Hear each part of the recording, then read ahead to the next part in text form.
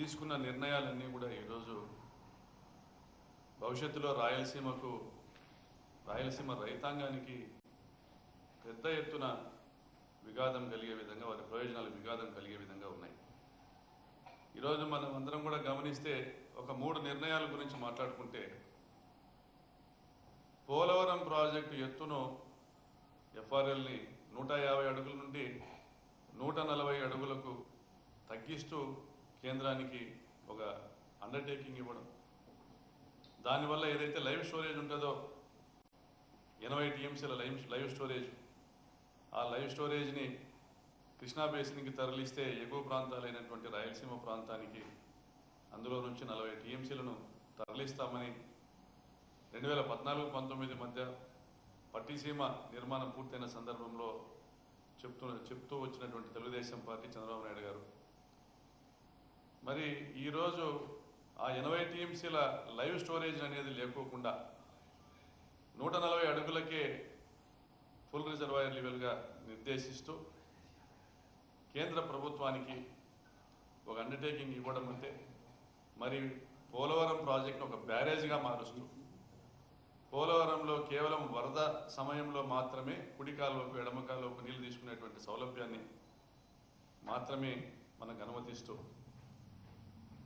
వరదలు ఆగిపోయిన తర్వాత ఏదైతే లైవ్లో ఉండాల్సిన 80 టీఎంసీలు మనం ఈరోజు పోగొట్టుకున్నటువంటి పరిస్థితి గమనిస్తూ ఉన్నాం. దీనివల్ల ఉత్తరాంధ్ర ప్రాంతం కానీ రాయలసీమ ప్రాంతం కానీ తీవ్రంగా నష్టపోయేటువంటి పరిస్థితి ఉంది. అదేవిధంగా హంద్రీనీవా ప్రాజెక్టు రాజశేఖర రెడ్డి గారు 40 టీఎంసీలతో తీసుకొని వస్తే, జగన్మోహన్ రెడ్డి గారు 40 టీఎంసీల హంద్రీనీవా మనకు సరిపోదు, రాయలసీమ ప్రాంత ప్రయోజనాలకు సరిపోదనేసి మరి ఒక 23 టీఎంసీలు తప్పనిసరిగా పెంచాల్సిన అవసరం ఉందని ప్రాజెక్ట్ కెపాసిటీని ఎన్హాన్స్ చేస్తూ మాల్యాల నుండి జీడిపల్లి వరకు కాలువను వెడల్పు చేస్తూ లైనింగ్ చేస్తూ కొత్తగా అవసరమైనటువంటి పంప్ హౌజులు నిర్మాణం చేస్తూ 63 టీఎంసీలుగా దాన్ని ఎన్హాన్స్ చేసేటువంటి పనులు ప్రారంభించారు.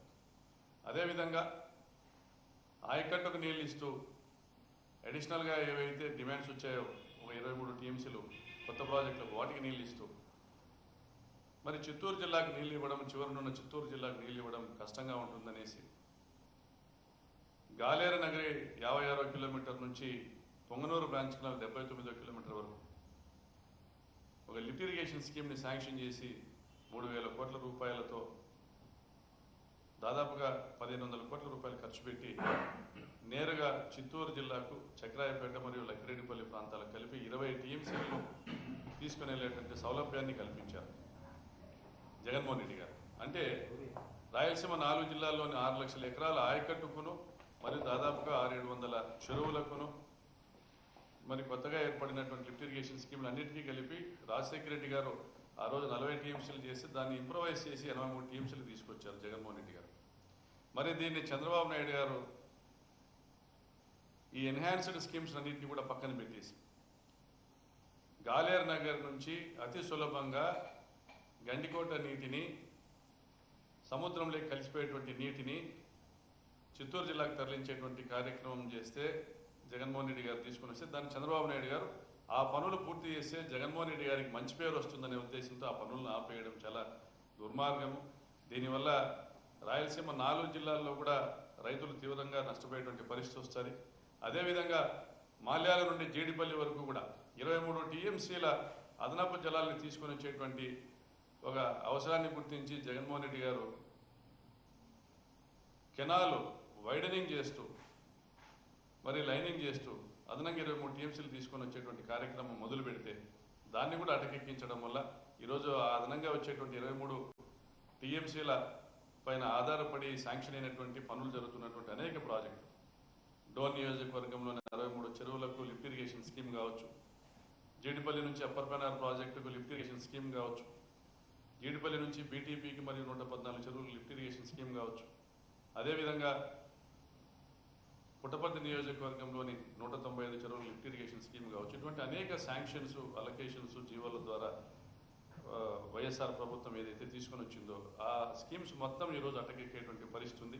అదేవిధంగా 6 లక్షల ఎకరాల ఆయకట్టు నిర్మాణ పనుల్ని తుంగలో దొక్కి హంద్రీనివా ఫేజ్ 2 లైనింగ్ చేసి అక్కడి నుంచి ఆ 40 టీఎంసీల హంద్రీనివా నుంచి చిత్తూరు జిల్లా కూడా నీళ్లు తీసిపోయే ప్రయత్నం చేస్తా ఉంటే 4 జిల్లాల హంద్రీనివాకు 40 టీఎంసీలకు మాత్రమే పరిమితం చేస్తుంటే ఇది తప్పనిసరిగా రాయలసీమ రైతులందరూ కూడా నష్టపోయేటువంటి అంశంగా ఈరోజు మేమందరం కూడా భావిస్తా ఉన్నాం. ఇప్పటికే రాయలసీమ జిల్లాలో దీనిపైన తీవ్రమైన వ్యతిరేకత ఉంది. దీనికి తోడు గోరు చుట్టుపై రోకెట్ పోట్ అన్నట్లుగా 44,000 క్యూసెక్కుల సామర్థ్యంతో ఏదైతే పోతిరెడ్డిపాడు హెడ్ రెగ్యులేటర్ ఉందో ఆ పోతిరెడ్డిపాడు హెడ్ రెగ్యులేటర్ నుంచి నీళ్లు తీసుకోవాలంటే 44,000 క్యూసెక్కులు నీళ్లు తీసుకోవాలంటే, ఎందుకంటే దాని సిల్ లెవెల్ 841 ఉంది, 841 ఫీట్ ఉంది. 880 అడుగుల ఎత్తు నీళ్లు మెయింటైన్ అయితేనే 880 అడుగుల వరకు డ్యాంలో నీళ్లు మెయింటైన్ అయితేనే 44,000 క్యూసెక్కులు తీసుకునేటువంటి పరిస్థితి ఉంటుంది.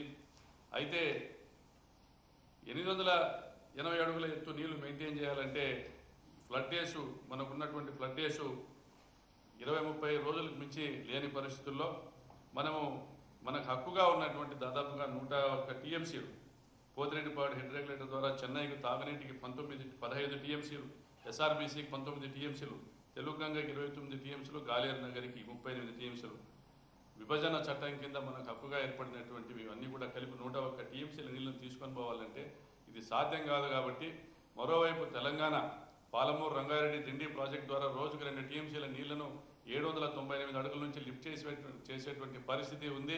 అదేవిధంగా 798 నుంచే పవర్ ప్రొడక్షన్ కోసం, విద్యుత్ ఉత్పత్తి కోసం నీళ్లను దిగువకు వదిలేటువంటి పరిస్థితి ఉంది.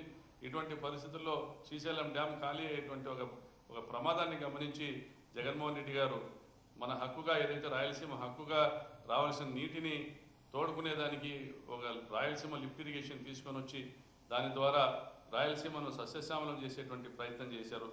దాదాపుగా పనులు ఒక మంచి ఊపందుకునేటువంటి సమయంలో చెన్నైలోని ఎన్జీటీలో తెలంగాణకు సంబంధించినటువంటి ఒక టీడీపీ నాయకునితో ఒక అబ్జెక్షన్ రైజ్ చేయించి ఆయన పనుల్ని ఎటువంటి వేగవంతంగా పనులు చేయాలనుకున్నారో ఆ పనుల్ని ఆపేటువంటి ప్రయత్నం గతంలో తెలుగుదేశం పార్టీ చేసింది. మరి ఈరోజు తెలంగాణ ముఖ్యమంత్రి రేవంత్ రెడ్డి గారు చెప్తా ఉన్నారు, జగన్మోహన్ రెడ్డి రాయలసీమ కోసం నీళ్ళనన్నీ తీసుకెళ్తా ఉన్నాడు, రాయలసీమకు సాగునీటి కోసం ఈ రాయలసీమ లిఫ్ట్ ఇరిగేషన్ తీసుకొని వచ్చినాడు అనేసి. మరి చంద్రబాబు నాయుడు గారు ఏం చేస్తూ ఉన్నారు? మరి ఈరోజు జగన్మోహన్ రెడ్డి గారు ఆ ప్రయత్నం చేస్తూ ఉంటే ఎన్జీఈటీలో మన హక్కులపైన వాదనలు వినిపించలేకపోయారా లేదా రేవంత్ రెడ్డితో చేతులు కలిపారా? మరి ఎందుకు ఈరోజు ఎన్జీఈటీ మన వాదనల్ని తిరస్కరించింది? ఇది ఘోర వైఫల్యం కాదా? రాయలసీమ పైన మీకున్నటువంటి సవతి తల్లి ప్రేమ కాదా అని నేను ప్రశ్నిస్తున్నా. చంద్రబాబు నాయుడు గారు, మీరు రాష్ట్రంలో సంపద సృష్టిస్తామని చెప్తా ఉన్నారు, మరి రైతులకు నీళ్ళు ఇవ్వకుండా ఎటువంటి సంపద సృష్టిస్తారు? మరి రాయలసీమ ప్రాంతానికి రావాల్సిన నీళ్లను తీసుకొని వచ్చేటువంటి హక్కులు మనం పోగొట్టుకునేటువంటి పరిస్థితి గతంలో కూడా మీరు చేశారు. ఆలమట్టి ప్రాజెక్టు ఎత్తు పెంచుతూ ఉంటే మీరు ఆ రోజు చోద్యం చూస్తూ ఊరుకోండిపోయారు. తెలంగాణ ప్రాజెక్టు నిర్మాణం జరుగుతూ ఉంటే ఆ రోజు చోద్యం చూస్తూ ఊరుకోండిపోయారు. ఈరోజు ఎన్జీటీ ఆపినా కూడా తెలంగాణ ప్రాంతంలో పాలమూరు రంగారెడ్డి దిండి ఎత్తిపోతల పథకాల పనులను ఎన్జీటీకి వ్యతిరేకంగా తెలంగాణ ప్రభుత్వం పని చేస్తూ ఉన్నా కూడా అడ్డగించేటువంటి సాహసం మీరు చేయలేకపోతా ఉన్నారు. అంటే మీరు